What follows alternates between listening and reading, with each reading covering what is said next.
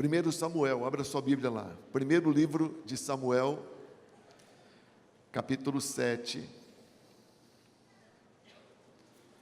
Primeiro livro de Samuel, capítulo 7. Versículo 3 e também 4. Versículos 3 e 4. 1 Samuel 7, versículos 3 e 4.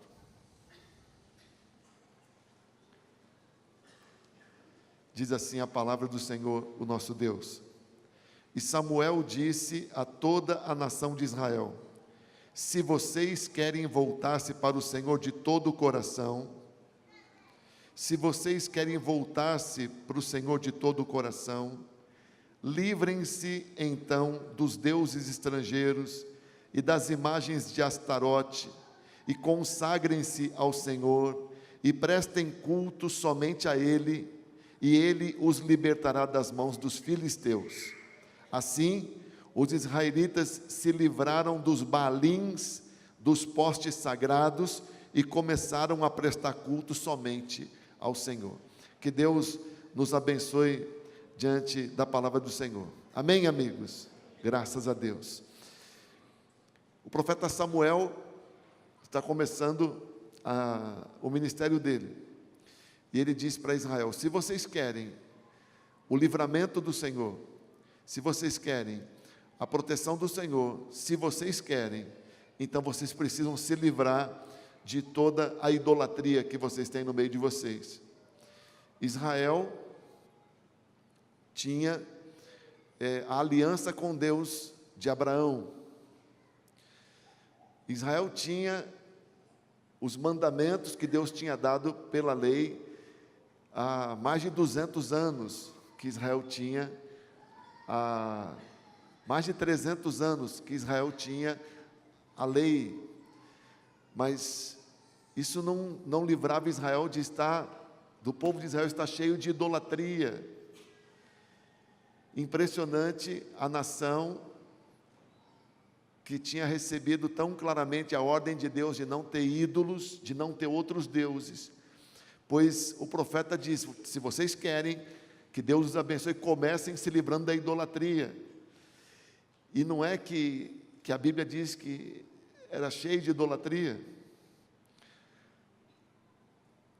A vida em Israel naquela época estava muito ruim, principalmente os filisteus eram o povo que oprimia Israel naquele momento. E o profeta Samuel então dá a dica de como mudar aquela situação. Livrem-se da idolatria. Se vocês querem o favor de Deus, se livrem da idolatria. E a Bíblia diz que Israel ouve aquela palavra, seus líderes ouvem aquela palavra, e eles então se livram, diz o verso 4, dos baalins. Baalins quer dizer estátuas pequenas de Baal. Baalim quer dizer estátuas de Baal, dos postes sagrados dedicados à deusa Astarte, também chamados de Astarote. Esses deuses, essas estátuas estavam coalhando o ambiente de Israel. Eles se livram disso e começa a acontecer uma série de coisas.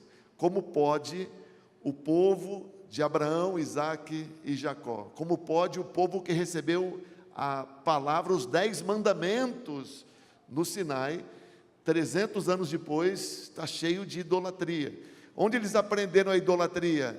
Bem, eles adotaram os deuses dos povos cananeus, os povos da região de Canaã. Serviram esses deuses, traziam esses deuses para o seu meio, deuses estrangeiros, deuses de outros povos, postes sagrados, demônios, baalins. Qual o problema de ter idolatria no meio do povo? Sim, o problema é que aquilo é uma afronta ao Deus de Israel, que mandou não fazer nenhuma imagem que o representasse, que deve ser adorado em espírito. Uma afronta ao Deus de Israel, a nação de Israel, a única nação que tem aliança com Deus na terra, naquela época, tendo deuses diversos no seu meio. Isso era uma afronta a Deus. Mas pior ainda é que aqueles deuses que Israel tinha no meio do seu povo, não eram só deuses inventados, deuses falsos. A Bíblia revela que aquilo era muito pior ainda. Por exemplo, em Deuteronômio 32, a Bíblia já registra que os deuses, eles o deixaram com ciúmes, deixaram a Deus com ciúmes, por causa dos deuses estrangeiros. Estou lendo Deuteronômio 32, 16, e provocaram o Senhor com seus ídolos abomináveis. Diga, ídolos abomináveis. E aí Deuteronômio 32, 17 diz: esses ídolos abomináveis, esses deuses estrangeiros, são demônios. Isso está escrito em Deuteronômio 32, 17. Os ídolos dos cananeus, os Baalins, Astarote, os postes ídolos, Moisés já deixou avisado: vocês não se envolvam com isso, porque essas coisas são demônios. Não são meras estátuas, não são coisas inventadas, são demônios. Bem, Samuel chega para o povo de Israel e diz: vocês querem mudar a situação, vocês querem que tudo mude na vida de vocês, então vocês têm que tirar do meio de vocês toda a idolatria. Estes ídolos destes povos são demônios. Tudo muda se você tirar esses demônios, essas representações demoníacas. No Salmo 102, ou melhor, 106, verso 37, a Bíblia registra também um texto falando que o tempo que Israel oferecia seus filhos àqueles ídolos, que na verdade eram demônios. Chama os ídolos a quem Israel consagrava seus filhos em certos momentos como demônios. Demônios, ou seja, lá em Canaã, lá em Israel, houve um momento quando o povo de Israel tinha em suas casas, tinha muitos deles em suas habitações, em suas cidades, representações de demônios. Atrás de cada idolatria há demônios. Ídolos representam demônios. Por isso a Bíblia denuncia tão fartamente que a idolatria é abominação, porque atrás de cada ídolo há demônios. Que Deus tenha misericórdia. Sim ou não? Demônios. Como assim? Aquela estátua com aquela carinha linda, com aquela carinha singela, é demônio.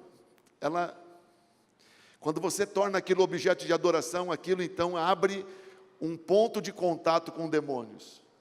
Todo objeto de idolatria, ele dá como que uma porta de entrada no lugar onde aquilo é adorado para demônios. Todo objeto que rouba a adoração de Deus, todo ídolo que ocupa o lugar que Deus deveria estar ocupando, ele se torna um lugar, um ponto de contato com demônios. Onde há um objeto de idolatria, isso significa que ali é um território marcado para que demônios hajam. E Satanás então patrocina mundo afora para que haja muitos tipos de ídolos, com cara boa, com cara ruim, de todos os jeitos, de todas as cores, de todos os tamanhos, de materiais sofisticados, de materiais baratos, de gesso, que é o material mais barato que tem. Pode ser de ouro, pode ser de gesso, o resultado é o mesmo, ponto de contato com demônios. Onde há um objeto de idolatria, demônios podem agir ali. É como que um símbolo de autoridade demoníaca. Quando você tem um objeto de idolatria, você está dizendo: o Deus de Israel não tem autoridade aqui. Quem tem autoridade é esse. Entendeu? Deus não é adorado neste lugar. Por isso Samuel disse para Israel: vocês querem que Deus mude a situação de vocês? Então lancem fora todos os ídolos. Destruam os ídolos, arranquem os ídolos. Se vocês querem mudança, se vocês querem mudança. Por quê? Porque Deus disse para não ter. Por quê? Porque todo ídolo representa demônios. Por quê? Porque todo objeto de idolatria permite a entrada de demônios no ambiente. Demônios podem entrar por causa daqueles objetos de idolatria. Sim ou não? Eu me lembro de uma casa que eu fui uma vez. Alguém chegou para a igreja e pediu para eu fazer uma visita, lá no Nova Europa, num apartamento. E eu fui com um irmão aqui da igreja. E a pessoa ficou endemoniada, a dona da casa. E o demônio entregou, dizendo, antes de você chegar, pastor, ela pegou as estátuas e guardou ali, e mostrou onde estavam guardadas. Como eu era o pastor da igreja, eu ia lá, então guardou. Santo isso, santo aquilo, objeto, guardou tudo no cômodo. Para que a casa parecesse uma casa evangélica. Mas o próprio demônio disse, está ali atrás daquela porta, todas as estátuas.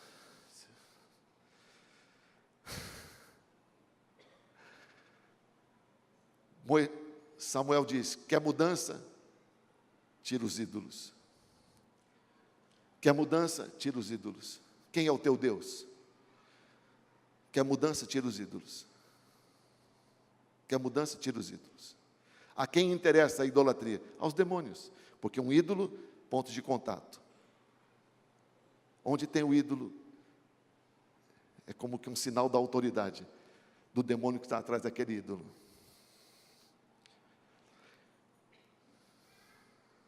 É interessante como a Bíblia relaciona a idolatria com decadência moral. A idolatria com decadência moral. Como os ídolos dão legalidade para demônios agirem, então uma sociedade, um lugar onde há idolatria, há uma decadência moral. Uma casa, um lugar onde Deus de Israel é adorado, a santidade. Mas num lugar onde ídolos são adorados, há uma decadência moral. Por exemplo, em Isaías capítulo 1, verso 4, o profeta Isaías denuncia o que acontecia em Israel por causa da idolatria. A nação pecadora, estou lendo Isaías 1,4.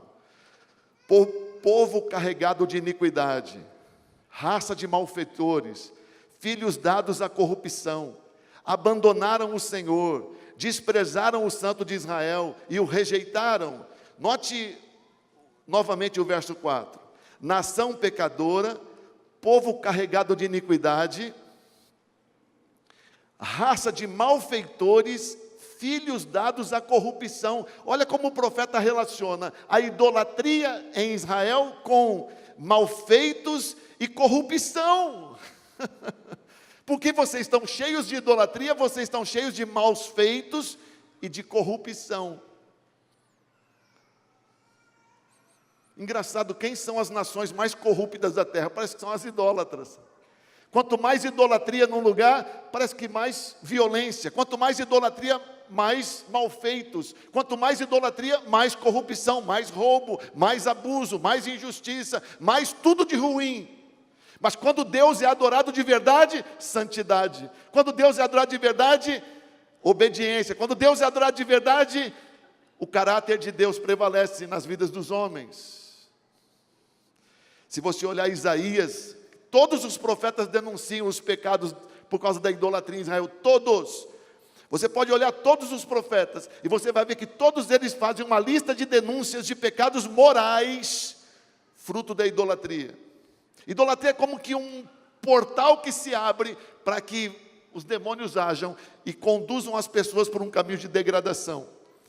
No verso 23 de Isaías 1, olha o que o profeta denuncia. Seus líderes são rebeldes, amigos de ladrões, todos amam o suborno, andam atrás de presentes, eles não defendem os direitos do órfão, eles não tomam conhecimento da causa da viúva.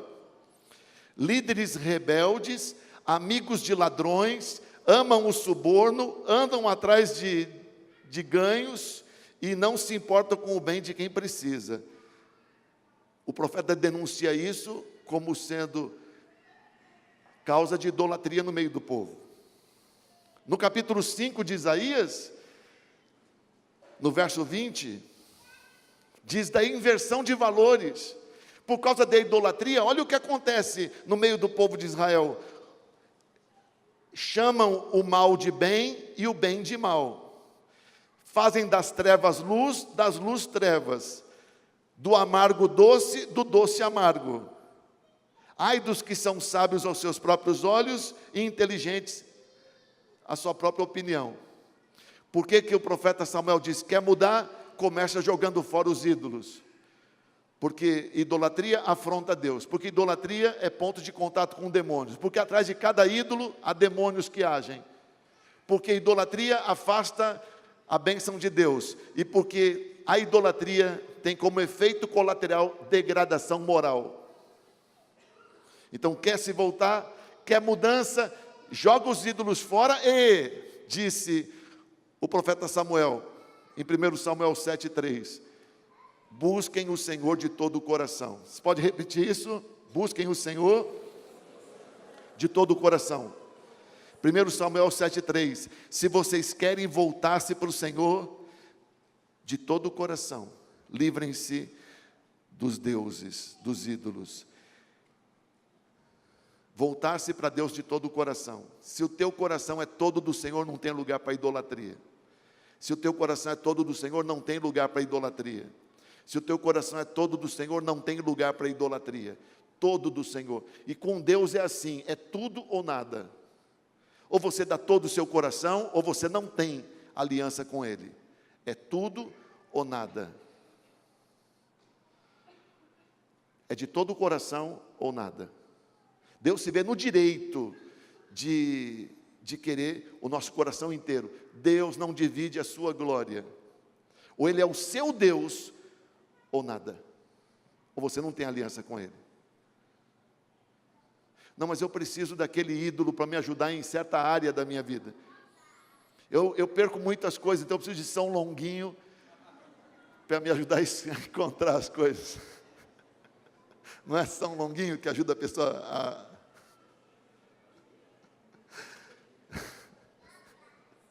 Deus diz, ou é comigo de todo o coração, ou nada. São Longuinho. Será possível que tem devoto de São Longuinho? Eu acho que isso é uma piada. Tem algum ex-idólatra aqui para poder dizer se existe mesmo devoto de São Longuinho? Existe, né? É porque a pessoa idólatra, ele não é idólatra de um ídolo só, ele é idólatra de vários ídolos. Ele tem um panteão de ídolos. Veja que a pessoa idólatra não tem um só. Tem vários ídolos. Como se precisasse de um exército de demôniozinhos para lhe socorrer. Deus diz, de todo o coração ou nada. De todo o coração ou nada. Se você quer, pois tem que ser de todo o coração. Todo o coração tem que ser de Deus. Deus diz, você quer ser meu adorador? Então joga fora os ídolos. Todo o coração. Um texto de Jeremias, o profeta, Deus fala por Jeremias sobre todo o coração. Jeremias 29:13. Vocês me procurarão e me acharão se me buscarem de que jeito? Vocês me procurarão e me acharão se me buscarem de que jeito? De todo o coração. E Deus diz, e eu me deixarei encontrar por vocês. Eu me deixarei encontrar por vocês. Eu me encontro com vocês. Eu me deixo encontrar. Mas você tem que me buscar de todo o coração. De todo o coração. De todo o coração. Se me buscar de todo o coração, você me encontra. Eu me deixo encontrar se me buscar de todo o coração. É a palavra do profeta Samuel. Quer buscar Deus de todo o coração? Joga fora os ídolos que não prestam para nada de bom, de todo o coração. Põe a mão no seu coraçãozinho. Fala para Deus, diga, meu Deus, no meu coração não tem lugar para ídolo nenhum. O meu coração é totalmente teu. Eu te busco eu te amo, eu confio em ti de todo o meu coração. E se em algum tempo da minha vida eu fui idólatra, eu peço perdão ao Senhor. E eu declaro em nome de Jesus que ídolo nenhum, demônio nenhum tem lugar na minha vida. Eu te busco de todo o meu coração. E eu quero te servir com fidelidade, honra e santidade. Amém? Dá um aplauso lindo para o Senhor.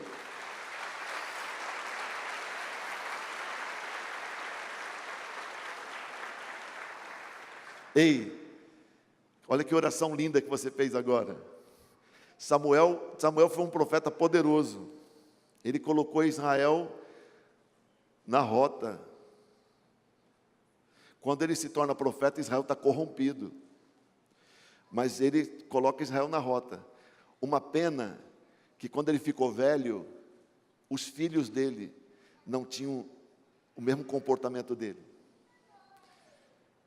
Os filhos dele, ele não conseguiu que os filhos seguissem com seriedade como ele.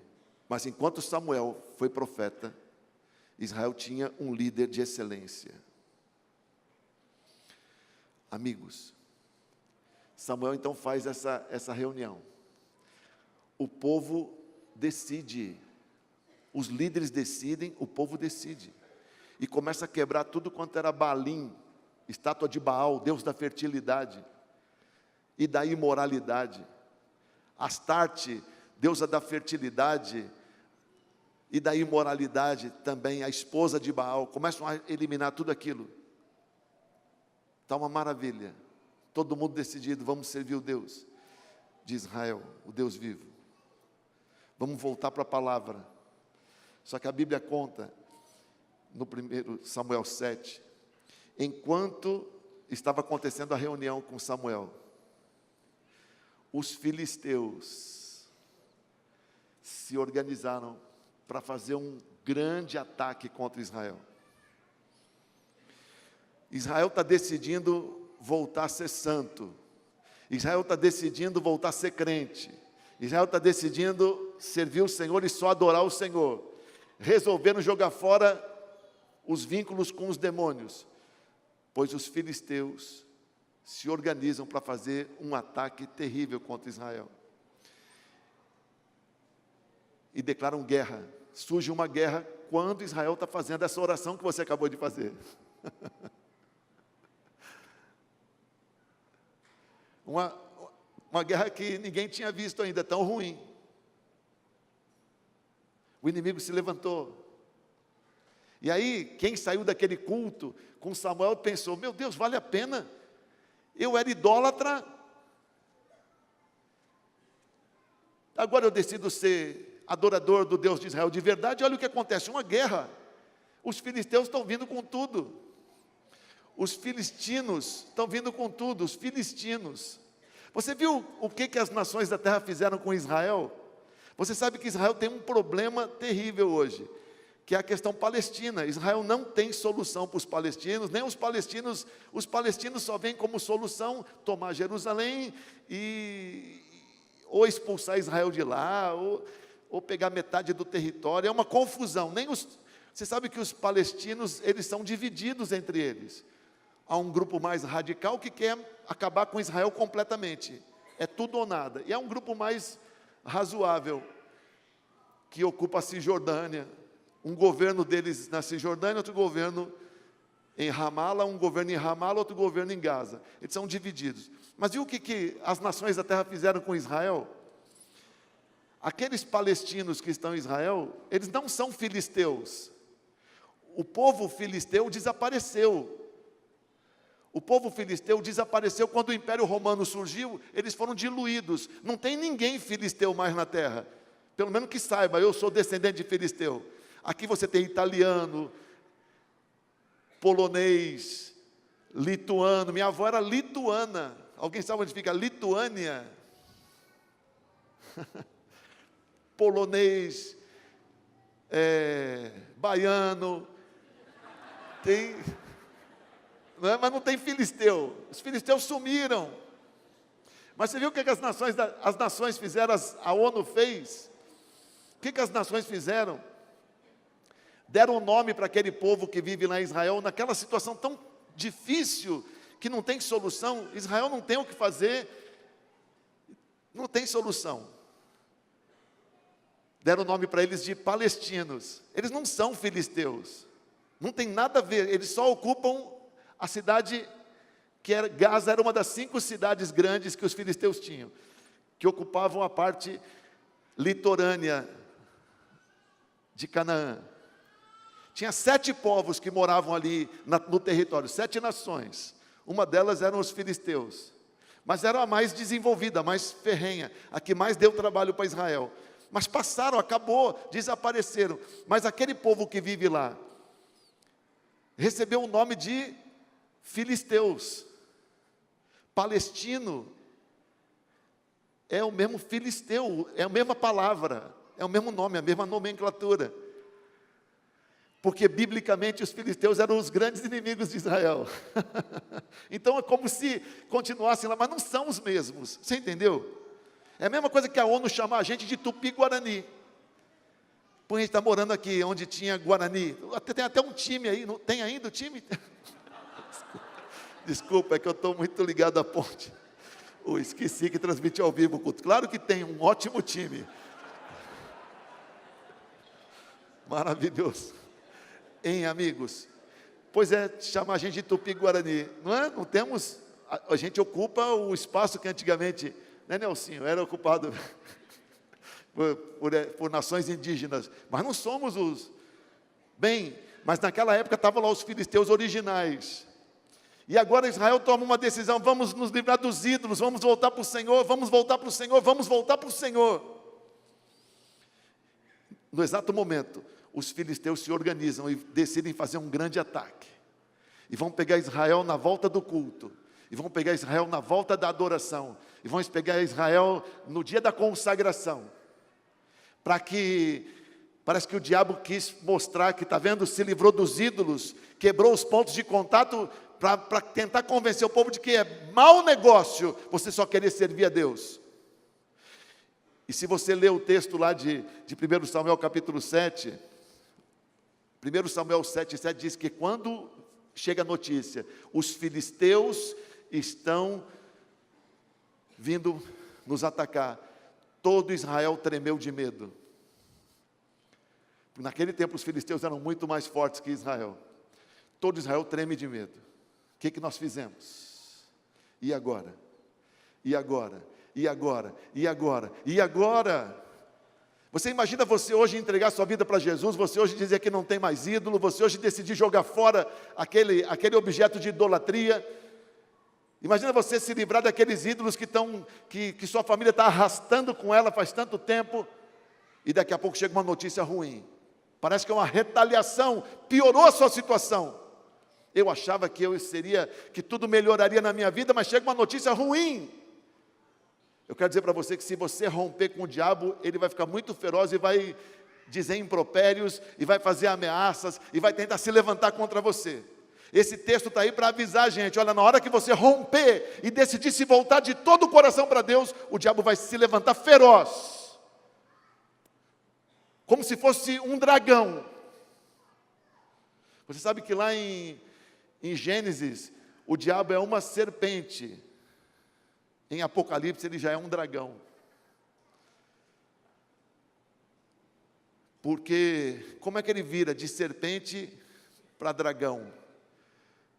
Porque em Gênesis diz que ele se alimenta do pó da terra. E o que é pó da terra na Bíblia? As pessoas vão se fiando ao diabo e ele vai ganhando força na terra.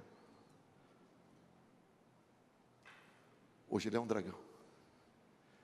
E tem gente que ainda faz tatuagem de dragão. Menino do Rio, dragão tatuado no braço, não é? E diz, se você tatuou dragão, traz para eu ungir depois. É ignorância que faz isso.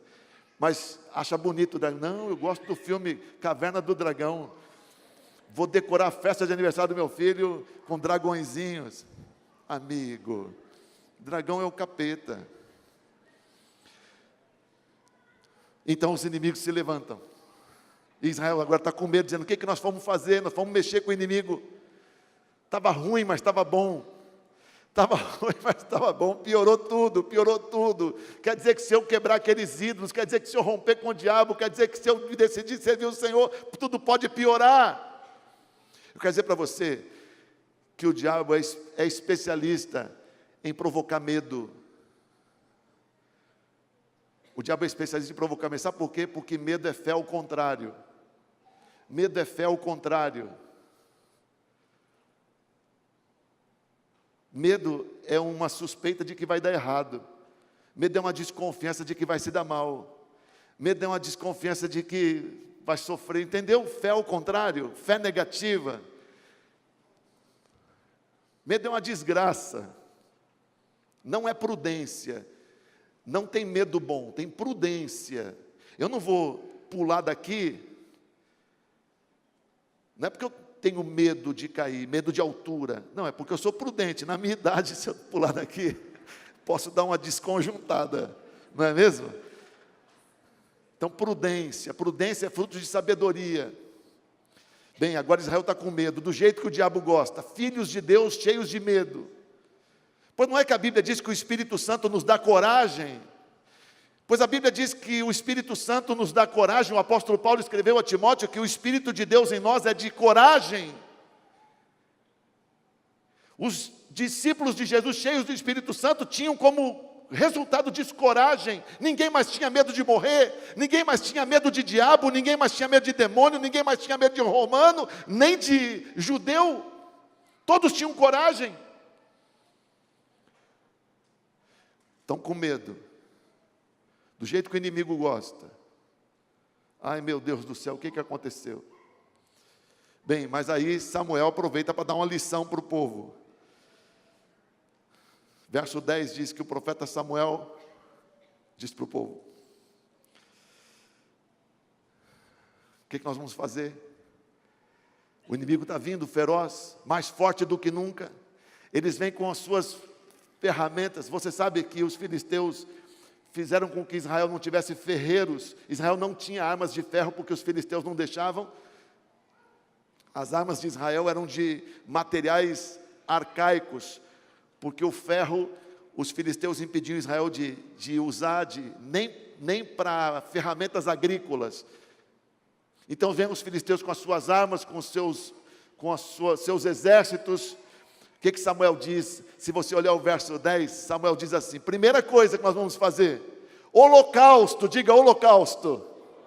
As nações da terra deram, a palavra holocausto ficou pejorativa. Você falou a palavra holocausto, o que você se lembrou? Falou holocausto, lembrou do que? Coisa horrível.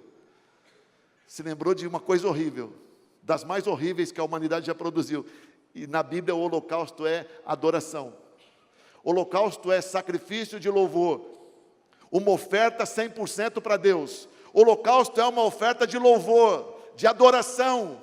E se você ler o texto no verso 10, diz que Samuel, quando ele sabe que o inimigo se levantou e vem feroz, ele diz: holocausto, pega um cordeiro e oferece em holocausto ao Senhor. Quer dizer, uma oferta de adoração. Antes vocês adoravam ídolos, antes vocês adoravam demônios, agora vamos adorar o Senhor. Um holocausto para Deus. Vamos prestar um culto para Deus. Mas o inimigo se levantou feroz. Vamos prestar um culto para Deus. Mas eles têm armas de ferro que nós não temos. Vamos prestar um culto para Deus. Mas eles dizem que vão nos matar todos. Vamos prestar um culto para Deus. Holocausto, holocausto, holocausto. Quando nós adoramos a Deus, só a Deus, de todo o nosso coração, adoração é arma. Adoração é a nossa arma poderosa. Sabe por quê? Quando um povo que serve a Deus de todo o coração adora, Deus sempre responde. E a resposta mais poderosa que Deus tem é a presença dEle. A adoração atrai a presença. Quando a gente adora a Deus de todo o coração, a gente abre um portal, não para demônios, mas para o céu. Toda vez que a gente adora, sabe o que acontece? abre um portal com o céu, anjos vêm adorar conosco.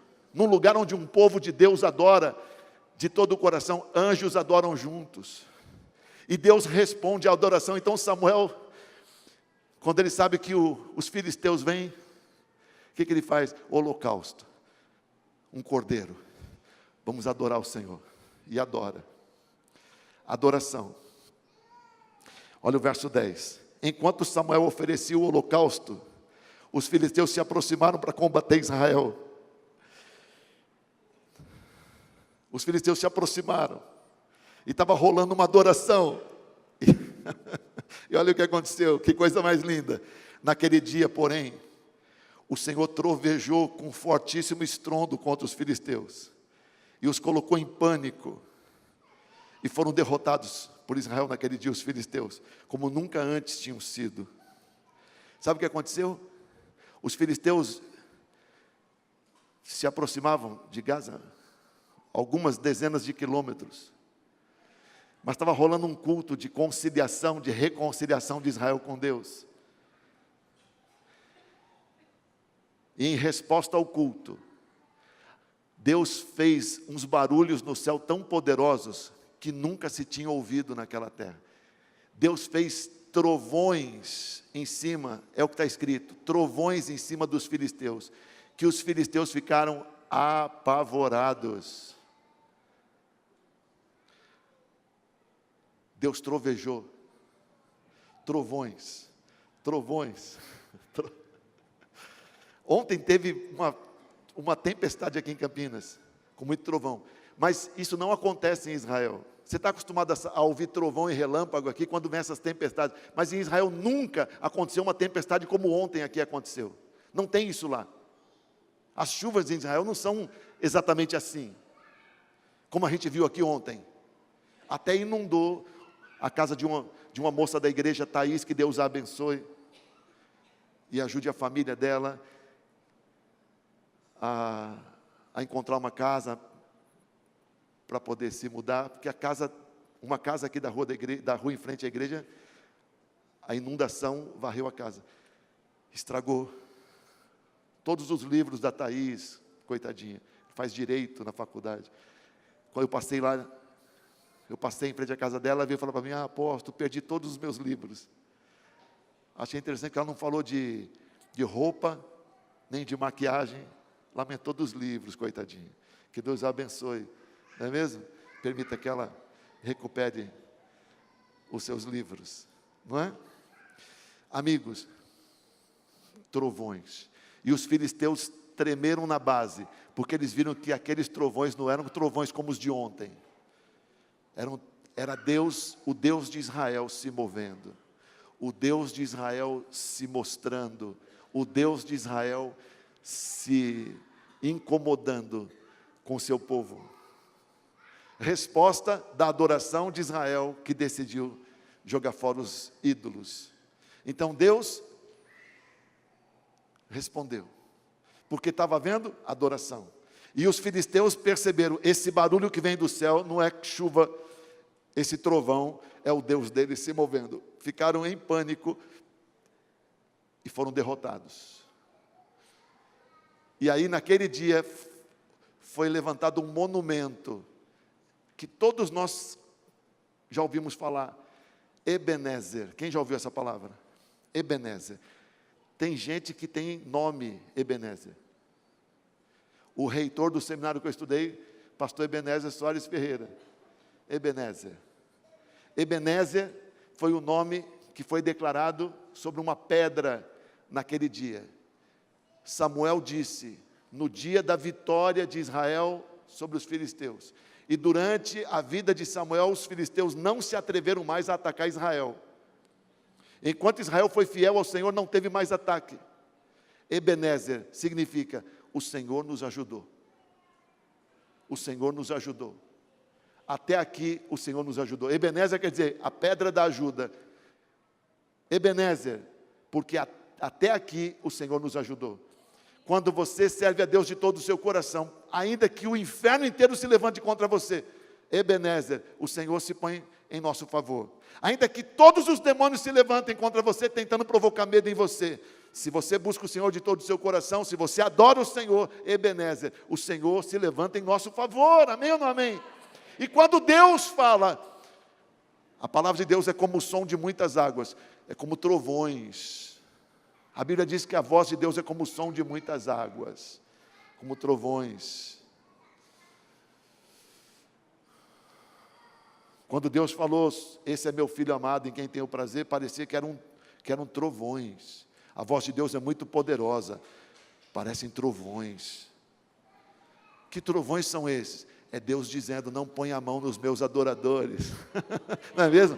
Não intente contra os meus, são meus, voz de trovão, não é mesmo? Ebenezer, Deus está muito afim de ajudar você, mas você tem que ter Deus, somente Ele como seu Deus, amém ou não amém? Deus está muito afim de ser o seu ajudador, mas você tem que confiar no Senhor e jogar fora qualquer ponto de contato com demônios. Decida servir o Senhor de todo o seu coração. Esse é o termo de Deus, 100% meu ou nada. Se é de Deus, então pode contar com Ele. Não tem filisteu na terra que consiga. Um mover de Deus no céu já apavora o inimigo aqui na terra, não é mesmo? Que bom é depender de Deus, que bom é confiar no Senhor, que bom é ter Deus para ser a nossa ajuda, amém? Ebenezer, o Senhor nos ajuda quando o nosso coração é totalmente dele. Ebenezer, eu posso contar com a ajuda do Senhor, amém? Olha que nome bonito, não tem ninguém na nossa igreja chamado Ebenezer, nenhuma geração da igreja se chama Ebenezer, um nome tão lindo. O Senhor nos ajuda, a gente não fica à mercê da nossa própria condição, se a gente busca Deus de todo o nosso coração. Ebenezer, Deus é a nossa ajuda, Deus é nosso socorro presente, Deus é nosso auxílio, se nós o buscamos de todo o nosso coração, amém ou não amém? Que coisa linda, só quem entendeu, fica de pé, quem não entendeu, fica de pé também, vai.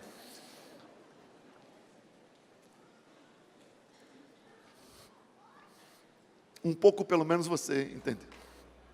Levanta a sua mão direita para o céu, ora comigo aí no seu lugar, diga para Deus, Ebenezer, o Senhor é minha ajuda, Ebenezer, o Senhor é meu socorro, Ebenezer, eu posso contar com o Senhor, porque o Senhor é meu Deus, e eu sou teu servo, o Senhor é meu Deus, e eu não tenho outro, Tu és o único Deus, e de todo o meu coração, eu creio em Ti, eu confio em Ti, Ebenezer, eu sei que por mais que o inimigo se levante contra mim, o Senhor é por mim, ninguém pode ser contra mim, se o Senhor é por mim, Ebenezer, eu não sou qualquer pessoa, eu tenho uma aliança com o Senhor, eu Te adoro de todo o meu coração, Ebenezer, Tu és a minha ajuda, Ebenezer, Tu és a minha rocha, e eu não serei abalado. Diga para o Senhor, meu Deus, eu não tenho medo, porque eu confio em Ti, eu não tenho medo de nada, porque eu confio em Ti, Tu és o Deus vivo, eu não tenho medo, porque Tu és o meu Deus, Ebenezer, o Senhor me ajuda, Tua ajuda nunca falta, Tu és muito poderoso, todo poderoso é o Senhor, o inimigo não tem como prevalecer, porque o inimigo é nada diante do Senhor, nada diante do Senhor, Tu és todo poderoso, és o meu Deus, és a minha ajuda, és o meu socorro, e eu Te adoro de todo o meu coração, todo o meu ser, toda a minha força, todo o meu vigor, todo o meu coração, pertence ao Senhor, só o Senhor é digno, só o Senhor é digno de ser adorado, em nome de Jesus eu Te adoro, Santo Deus, Deus de Israel, eu ofereço ao Senhor a minha adoração, como uma oferta de holocausto, meu Deus, eu sou Teu adorador, diga para Deus, eu sou mais do que adorador, eu sou uma oferta para o Senhor, eu sou uma oferta para o Senhor, eu sou oferta viva para o Senhor, sacrifício vivo para o Senhor, bendito seja o Teu nome, Senhor, Eu não tenho medo, porque eu confio em Ti, em nome de Jesus. Na minha vida não existem pontos de contatos com demônios. Tu és o meu Deus. Só o Senhor é Deus. Só o Senhor é Deus. Só o Senhor é Deus. Bendito seja o Teu nome santo. Dá um aplauso bem lindo, bem lindo, bem lindo para o Senhor.